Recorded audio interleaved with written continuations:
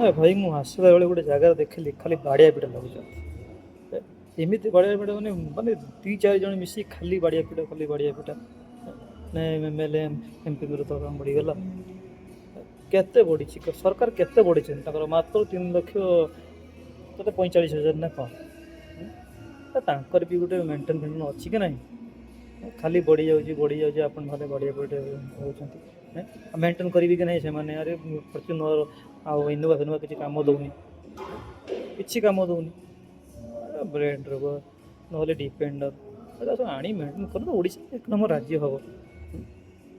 ଆପଣ ଖାଲି ଗୋଟେ ଝଗଡ଼ା ମଗଡ଼ା ଲାଗୁଛନ୍ତି। ତାଙ୍କର କେତେ ଦୁଃଖ ଅଛି ତାଙ୍କର ଟିକେ ଏବେ ଟିକେ ସିଏ ଓଡ଼ିଶା କେମିତି 1 ନମ୍ବର ରାଜ୍ୟ ହେବ ତୁମେ ଜାଣିନାହାନ୍ତି। 1 ନମ୍ବର ରାଜ୍ୟ କରିବା ପାଇଁ କେତେ ତାଙ୍କର ଟେନସନ୍।